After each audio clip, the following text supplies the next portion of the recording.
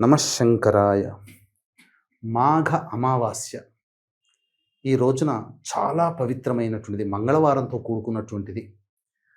ఈ రోజున ప్రధానంగా పంచగ్రహ కూటమి కూడా ఏర్పడుతుంది. అలాగే ప్రపంచవ్యాప్తంగా కొన్ని దేశాలలో సూర్యగ్రహణం ఏర్పడుతుంది.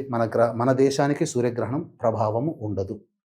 అయితే ఈ రోజున విశేషంగా చాలామంది అనేక ప్రాంతాల్లో మహాశివరాత్రి సందర్భంగా పెద్దలకి తర్పణాలు, పిండ ప్రదానాలు చేసే ఆచారం ఉంటుంది. కావున ఈ రోజున అవకాశం ఉంటే మీ యొక్క పెద్దల పేరు మీద బ్రాహ్మణుని పిలిపించుకొని పిండ ప్రదానము కార్యక్రమం చేయండి, లేదా కనీసము తర్పణాది కార్యక్రమాలైనా చేయండి.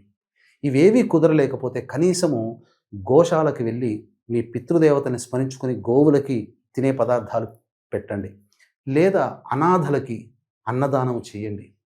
లేదు శుభం అనుకుంటే చక్కటి బ్రాహ్మణునికి కుటుంబానికి సరిపడా కొంత వస్తువులు, వండుకునే వస్తువులని, స్వయం పాకము, పొత్తర్లు అంటారు, ఆ వస్తువుల్ని, వస్త్రము కూడా ఇస్తే చాలా మంచిది. అవి ఇచ్చి బ్రాహ్మణికి తగు దక్షిణ ఇచ్చి నమస్కారం చేసుకోండి.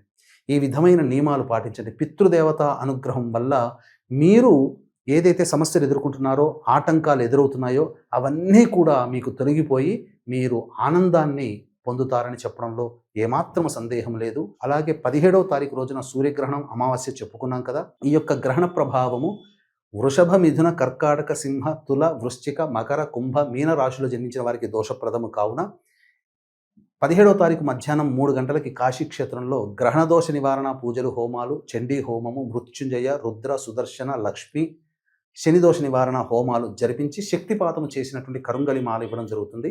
ఈ కార్యక్రమంలో మధ్యాహ్నం 17వ తారీఖు మధ్యాహ్నం 1 గంట లోపల మీ గోత్రనామాదులు నమోదు చేసుకోవచ్చు. ఈశ్వరానుగ్రహం కలిగి సర్వదా మీరు శుభంగా ఉంటారని చెప్పవచ్చు.